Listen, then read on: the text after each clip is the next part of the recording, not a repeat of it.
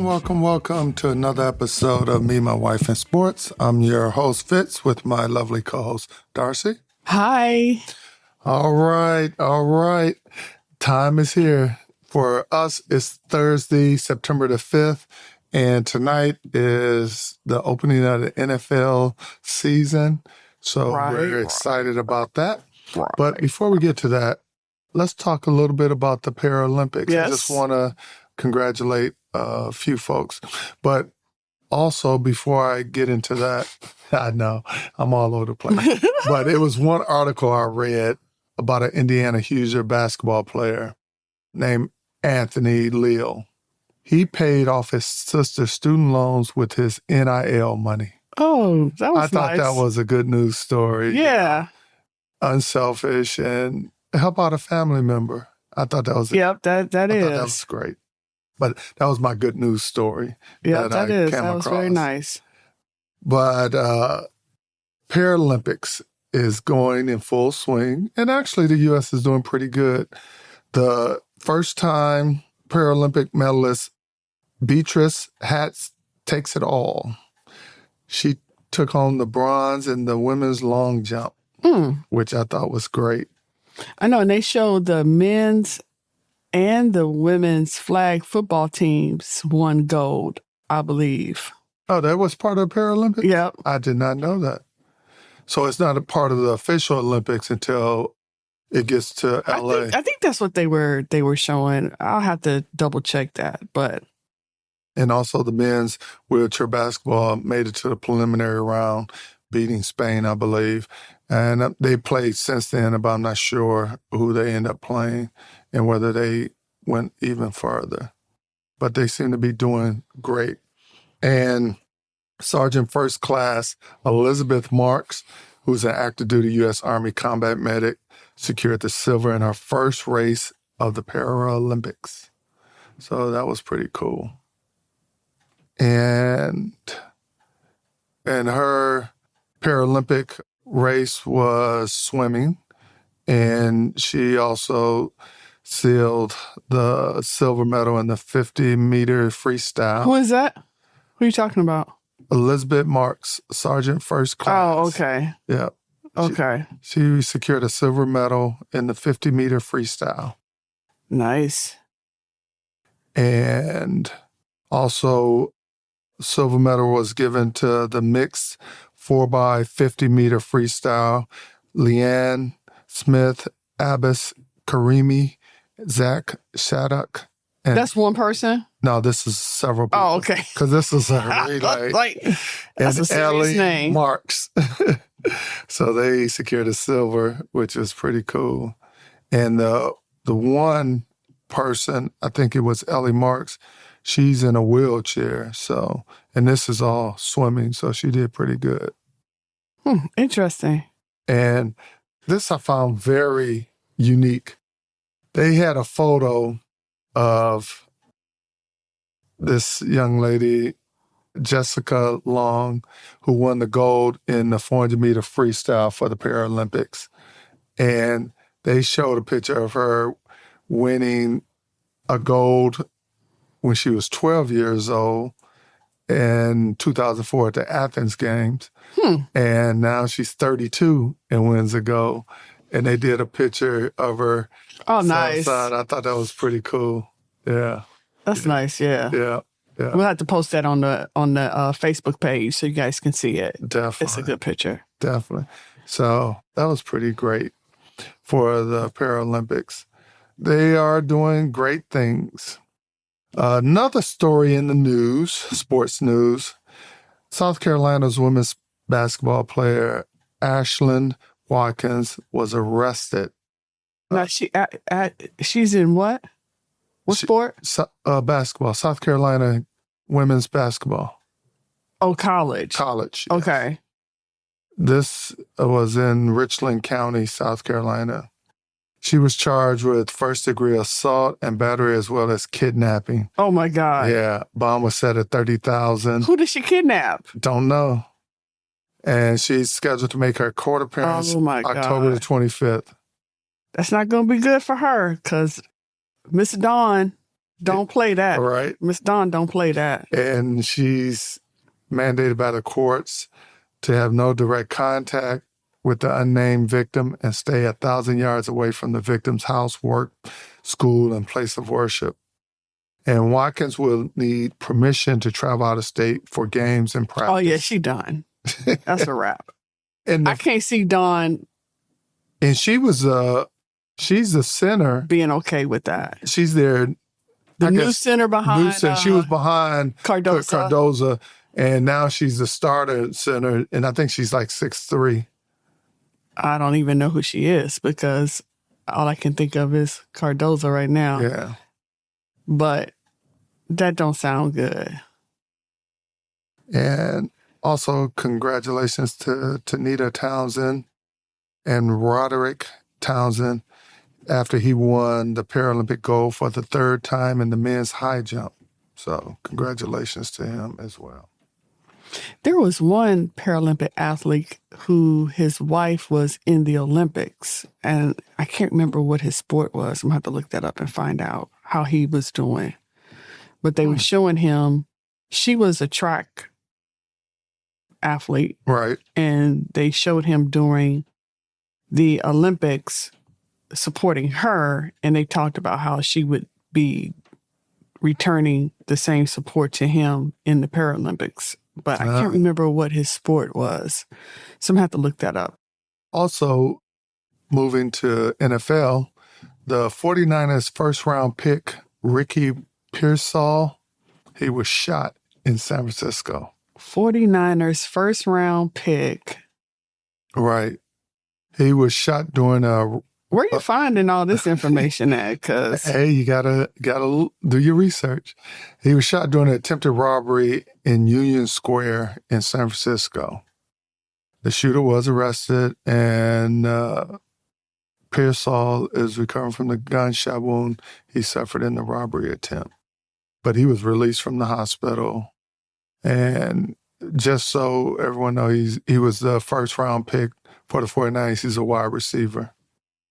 And the 17-year-old suspect was injured as well during the tussle, during the robbery, but nothing life-threatening. And both was transported to Zuckerberg San Francisco General Hospital.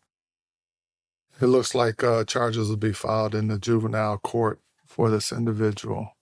I tell you what's going on with the kids these days. And of course, all we know that Brandon Ayuk got his deal, so he will be playing. I think Lamar Chase is one of the only top holdouts, if not the top holdout. yeah, I think he's the last one. Well, hopefully he won't get a deal before. And it's weird because they have CeeDee Lamb in a commissioner's exempt status. What is that? That's a good question. I was reading up on it, but... They'll be saying things where I haven't answered it. Let me know. Well, I got to find it. Wait a minute. All right.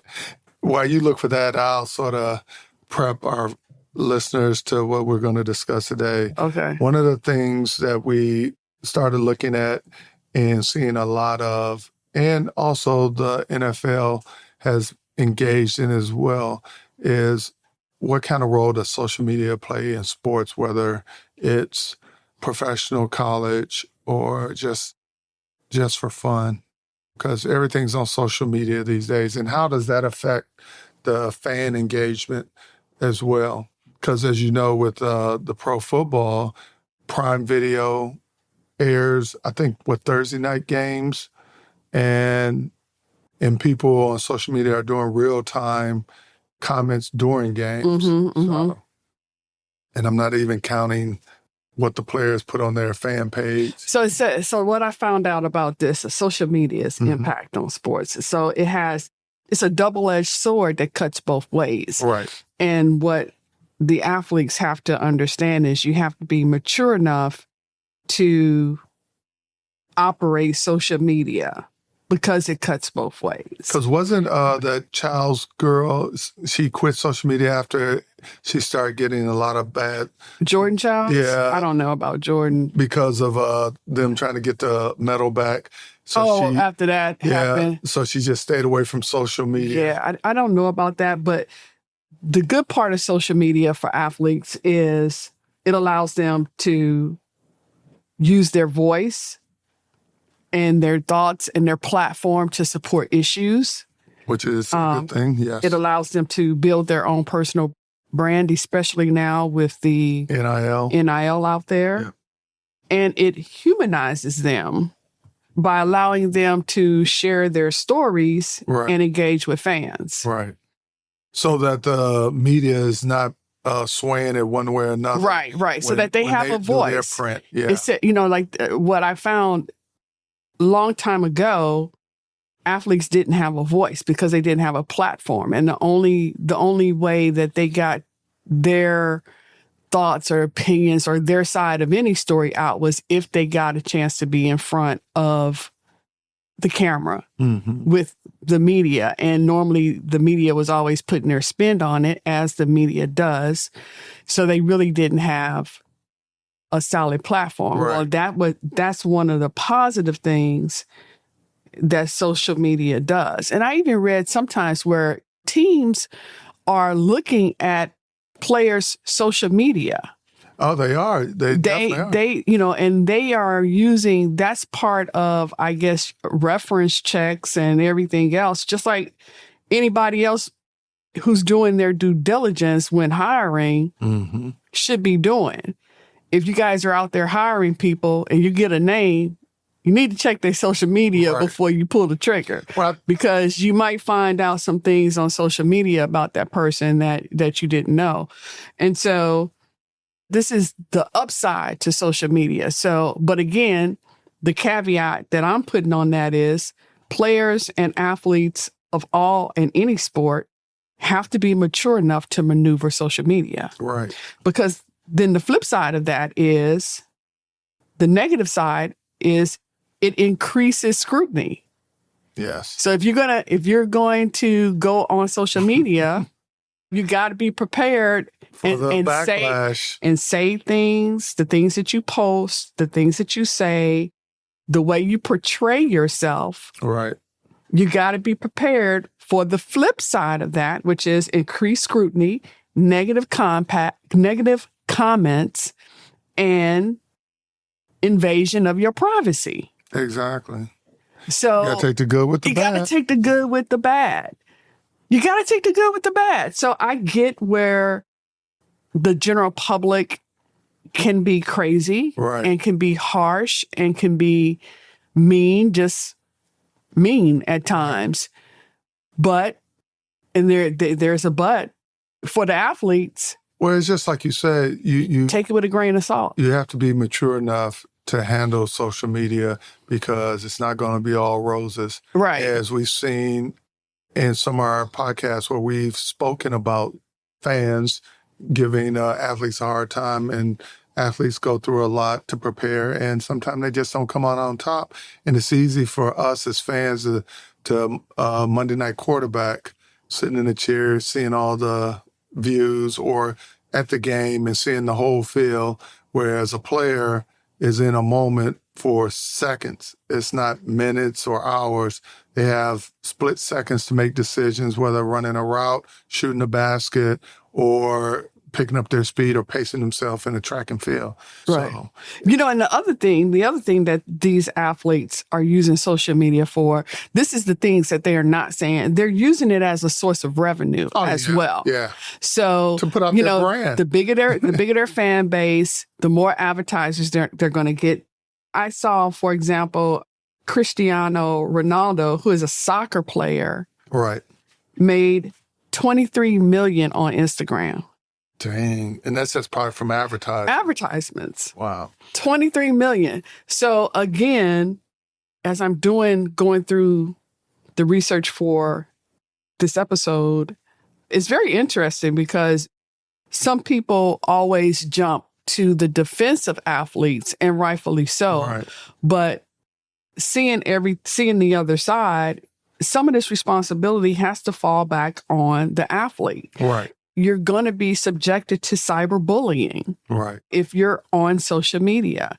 But if it's all about what's your end game, Right. Are you out there to have a voice, to have a platform, to make support money. a cause, or are you out there to make money and you got to take the good with the bad? Well, it's funny you mention that because one article I read, it says fans of all ages now turn to social media platforms for sports content.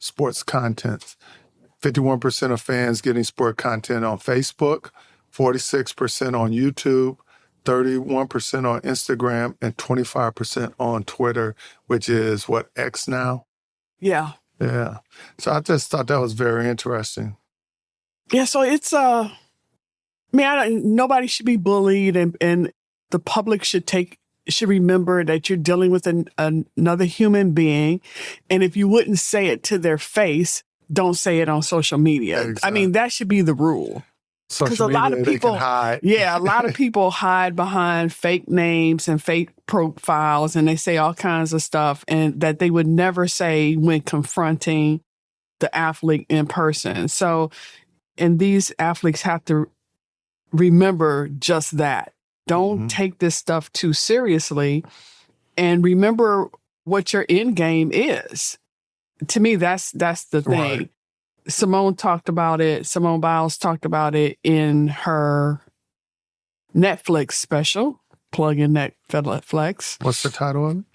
Simone Biles Rising. Oh, okay. And it leads up to the Paris Olympics. And she talked about how after the Tokyo Olympics, when she decided not to perform, Right. how she got a lot of cyberbullying and people saying all kinds of things on social media about her. Right. And then Naomi Osaka, the same thing. But to these athletes, I say, you guys got to be conscious that you're dealing with the general public. Yeah.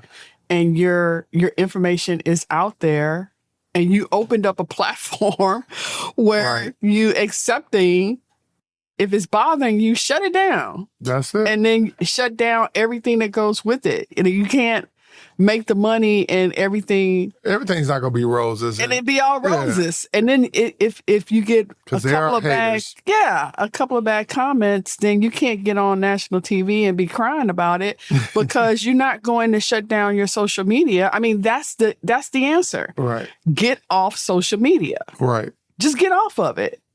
But they don't want to do that because then that's a revenue avenue that they close down. Well, it's 41% of global sport fans stream live sports through some type of digital platform. So that's a lot of folks out there looking at sports as well as commenting on sports. And 32% of fans, more specifically 43% of Gen Z fans, use social media platforms while watching sports. And you see that. So they're watching it and they texting at the same time. Exactly. Okay. And you see a lot of that, like when you're on public transportation or out and about, you see folks looking at stuff on their phones as well as their iPads and so forth. Because it's mobile and it makes life easier. You can still enjoy and do other things. But that's too much. You're doing too much. Either you watching a game or you on social media. If you can't be doing both at the same time. They do both because they kids these days. Also, they're not real fans. You're not a real fan if you watching a game and texting about it at the same time because you ain't paying attention. Well, so you're just out there looking for something to say on social media so you can be the first one to say it. And get all these followers. And get a whole bunch of attention. And get attention. That's the only 15 minutes of fame. Well, it's funny because I want to say it's a professional hockey team, and I'm not sure which one is looking at social media to capitalize. They're looking at their players' social media page to capitalize on the player's success by adding either to the page or extracting from the page to help build the brand. The club. Yep. Which I thought was kind of interesting. Again, you're going to get some bad as well as good, even though you're trying to take all the good. Yeah. I'm going to have to look at some of the Cowboys platform because I don't think any of them advertise the Star or anything like that. So I wonder if Dallas has some kind of control over that. They probably do to a certain extent. I mean, like CD doesn't need to tell anybody who he plays for. We all know. Right. But I was just thinking about that on his social media page. It'd be interesting to know if any other teams, any other players advertise their team, or are they just advertising their name? Is it personal? But I could go both ways with athletes and social media. I mean, I get it. And the fact that a lot of sports with social media has brought to light a lot of sports that probably normally wouldn't be interesting or seen. Like, for example, with the Olympics, a lot of folks that we talk to, a lot of them watch the fencing and other off-brand sports, not your normal gymnastics, basketball, and all that. Exactly. But they watch the other sports. Water polo. Well, that was because of Flavor Flav. Snoop was there. They brought a lot of attention to a lot of beach volleyball. People was watching that because they, Snoop is there, and they following him to see what he's going to do. But they did bring a lot of attention to a lot of games and sports that would not have gotten that attention. Exactly. So that was really good. Exactly. But again, I say to our athletes, it's like, leave that social media alone. Do that in the off season when you're not playing, and don't pay attention to it when it's time for your sport. You got other things that's your job. You should be focusing on that and not sweating somebody on social media who, like Simone said, is sitting on the couch and can't do a cartwheel. And they want to talk about her being concerned about having the twisties and not flying through the air and knowing where she is. Right. Absolutely, you shouldn't do it if you don't know that you're going to land and you can kill yourself. I mean, so and like that's you said, a no-brainer. people who haven't even participated in the sport know what a flip is. Exactly. Like you can't do a cartwheel. Right. On the ground, let alone flying through the air like she is, or playing soccer or any of these sports. You're talking about people sitting at home Monday morning quarterbacking, couch potatoes. They got the most to say about everything and can't walk a block. Well, I think, too, it goes back to what you were saying about the athletes themselves on what they post as well, because an athlete will put their life story on social media and expect people either to pull out the harps or empathize with them. Right. In fact, that everybody's not feeling that way, because then you open up more questions. Like, for example, if you were to say, respect my wishes, my brother passed away and our family is dealing with it. So now, by putting that out there, you open up questions. How did your brother die? Right. Was he in a car accident? Was he in the wrong place at the wrong time? Was he doing a drug deal? People if you don't answer, people are going to make their own narrative. Right. People will write their own narrative. Yeah. Absolutely. Yeah. It happens all the time. So, but again, they have to be smart enough to either take the good with the bad or just don't do it. Yeah.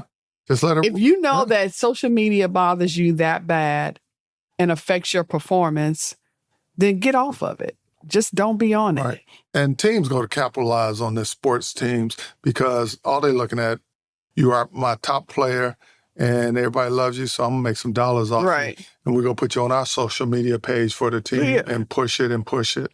Exactly. But as soon as that person gets in trouble, like what was the Kansas City guy who was drag racing? Yeah, we're not going to call his name because he's on my fantasy team and we don't want to... we don't want to jinx him. And so things like that causes a trickle effect from a social media standpoint. Exactly. Yeah. It is what it is. You can't... It just can't be both ways. And you can't hide this day and age. It can't be both ways. Information travels so quickly now as opposed to when we were growing up where social media wasn't that big. Right. People didn't have cell phones. Right. You had to wait for the newspaper to come out. Exactly. And read it in the newspaper. Or your friend from California who lives out there calls you and tells you, hey, did you hear about this? Right. Something happened. Yeah. Well, we're not that old. They did have cell phones while we were growing up, even though she said it when we were in our teen years and our 20s, late teens and early 20s. They did have cell phones.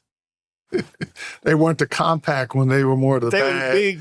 They were the big bag big phone. Brick cell phones. Right. So that's hilarious.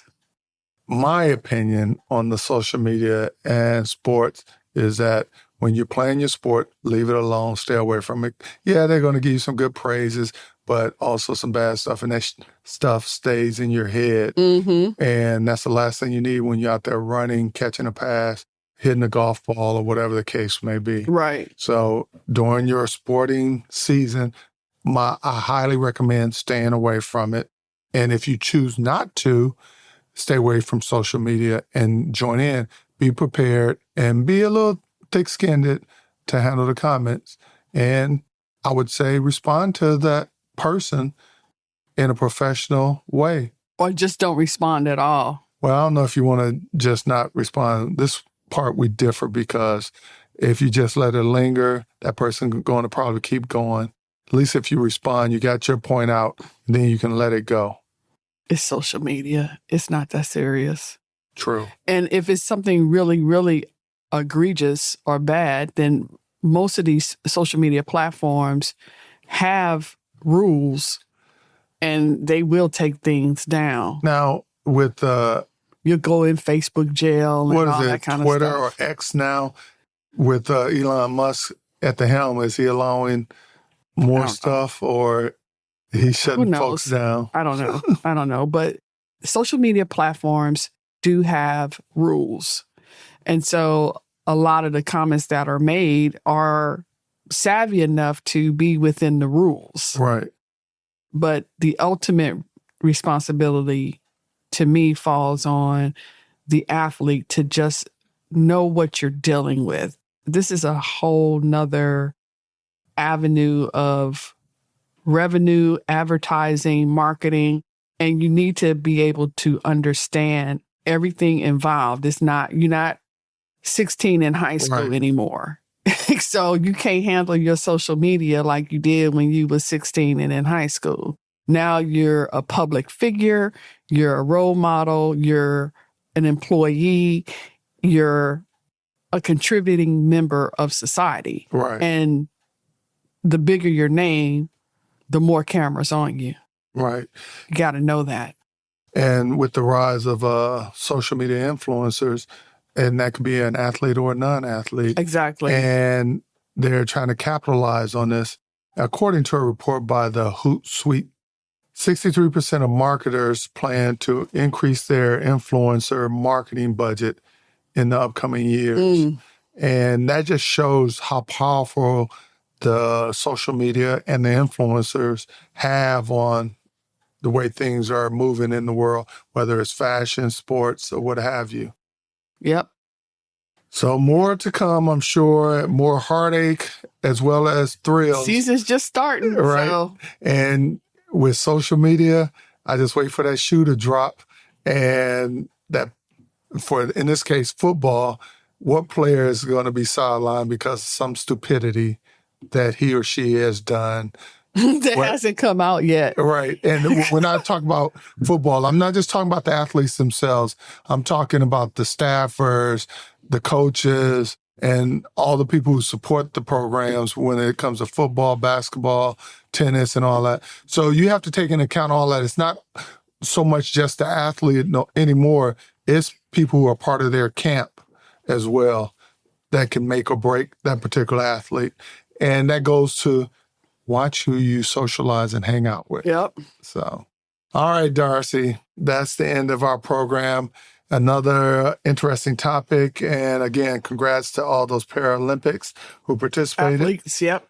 And if you have any comments, questions, or just to wish us well, you can reach us at memywifeandsports at yahoo.com. You made up a new website.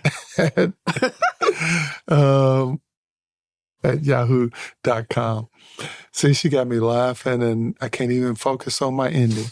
But also we have Facebook, Instagram, and we're going to post a few things with the Paralympics on our Facebook so you guys can see those individuals who won some medals and did well at the Olympics. All right. Any parting words? Nope, that's it. It was a good topic. If you have any comments, like you said, email us, post them. And are you ready for some football? All right. Have a good day.